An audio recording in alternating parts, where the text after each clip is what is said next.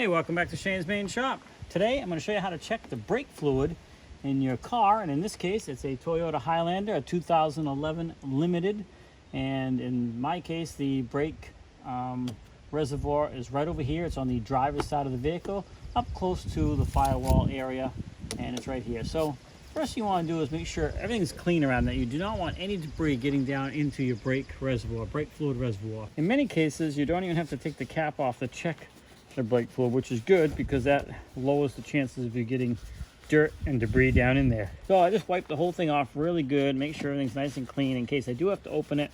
Plus you can get a good accurate reading by looking at the side of it here. And I'm going to bring it down a little bit closer so you can see. So if you look right here on the side of the reservoir, it has a maximum and a minimum, and you can see I'm just slightly below the maximum, so we're in good shape. I'm not even going to open this up because, you know, why bother taking the chance of anything going down in there unless I absolutely have to, because, you know, your brakes are probably the most important thing on your vehicle and you don't want to get any debris down in there. In my case, I'm in good shape. I can see the fluid right there, and if you wiggle it a little bit you can see that it's wiggling, so it is accurate. If you do have to add fluid to this, or any vehicle for that matter, it usually will tell you the type of fluid to add it right on the cap. And this one right here, it says use only .3 fluid, so that's what is used in this particular car. And again, it's a 2011 Toyota Highlander. You also can see barely a little bit, there is a maximum minimum on the side of the vehicle, side of the reservoir as well, and that might be because this is a universal reservoir that's used in different vehicles and it might be facing in a different direction. It'd be easier to see that one.